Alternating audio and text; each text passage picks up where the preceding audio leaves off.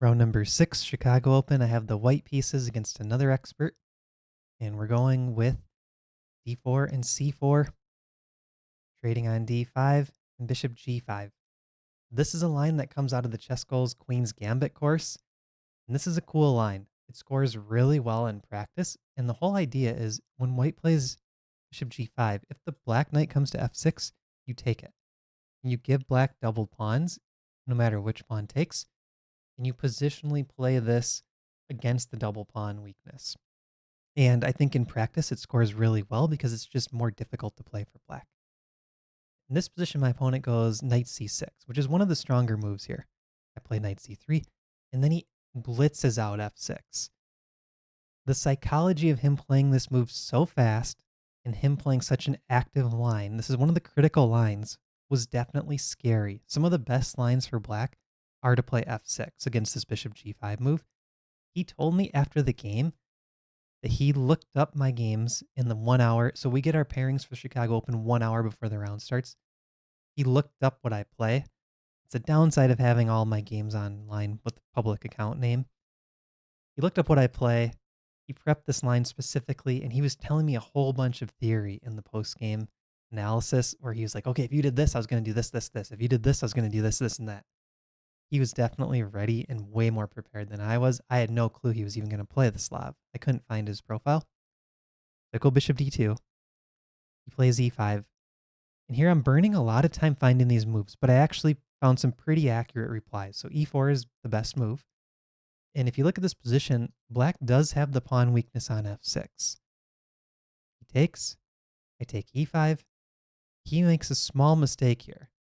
Now, at this point during the game, I thought I was fighting for equality. He was still just immediately snapping off his moves. This is not the most accurate move by black. And if I find knight takes e4 here, which I did in the game, it's a small advantage. So I think he was maybe a little bit overconfident. I don't know if he had this exact position memorized. I think he said he did look at it, but he was using the Lichess analysis board. And the Lichess analysis board, a lot of times when you're just flying through the moves on your phone, it might be like depth 14. It's actually not a super deep Stockfish. And I think they're on one of the older versions of Stockfish too. But even though Stockfish is a beast, you go too quickly through the lines, you're not always playing as accurately as if you'd done like real opening prep at home with chess base or like letting the engines run a bit longer. So here, find the best move. He blitzes out queen d4. I'm thinking, man, am I falling for a trap here? He's double attacking the knight, the pawn. He's got knight d3 check threatened. His bishops are both ready to fly out. I mean, everything was looking scary. At this point, I played knight to c3. And I was trying to just bail out. Knight c3 keeps the knight safe, keeps the pawn safe, and I want bishop e3 next, offering the queen trade. But this was another psychological issue on my part. I was psyched out by him playing so fast. If I find queen to c2 here, also guarding both, activating the queen, not offering a queen trade, then a move like bishop to c3, all of a sudden I can play rook d1, or I could castle queenside. I have bishop b5 check in the air, and look at black's kingside. This is a really good position for white. Bishop to e6 wasn't the best move, but I was just showing an example. But here it's already 0.8 if I find queen c2. So I had a good chance there. Knight c3 played, bishop c5, bishop e3. I wanted to just calm my fears, go into the endgame. He goes for it. And at this point, I still wasn't very objective with the eval. I felt that having this isolated pawn was bad for me in the endgame. But what I did do well was I played as actively as possible here. In the endgame, it's super important to have the initiative. Develop your pieces out as quickly as possible and put your opponent on the defensive. Really important endgame strategy. So bishop g4, I say, okay, trade off this bishop that hasn't been developed. Then I take with king. That helps connect the rooks. And then I immediately bring the knight out. So every single move, get a piece out, get a piece out, get a piece out.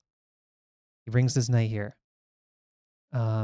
Rook c1 is actually a little bit stronger than what I did in the game, and it's a chance to play for the win. If knight takes b2, there's this crazy move, knight to e4, and it's actually close to winning already for white, so it kind of sets this trap of letting black take on b2.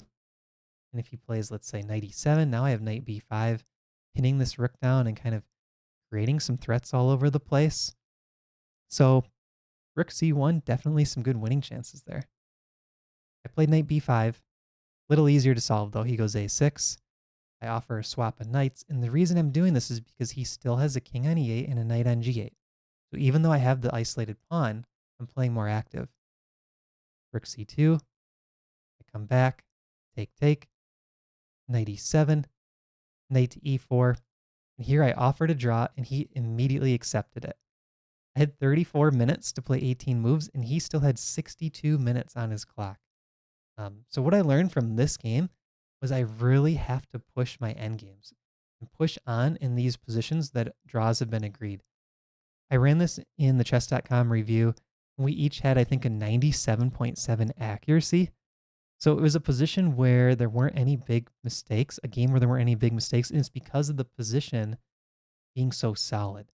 So either I need to play more active positions, or I need to press a little bit harder in these positions that are solid and close to equal. Like we saw, that 17 rook c1 would have been an improvement, 10 queen c2. But even at this end position, we looked at this after, my opponent and I. After knight e7, knight e4, I'm threatening knight d6 check, winning a pawn. So I actually do have the initiative here. I was just afraid of this isolated pawn being a weakness, but I have the initiative here. If he plays knight c6 with a plan of king e7 and bringing the rook in, I can go rook d1. And the only move to hold equality is king e7, but then I have knight c5. Right? You can still feel that I have the initiative, and black has to at least work through some issues. So there's really no reason at all for me to offer a draw here. And that was my biggest takeaway from the game. So this was round number 6. Hopefully you guys learned something about the psychology. Learn from my mistakes here. Go in confident with your openings. Be very objective with evaluating positions. Don't let your opponent throw you off. It doesn't matter if they look confident, if they move quick, whatever.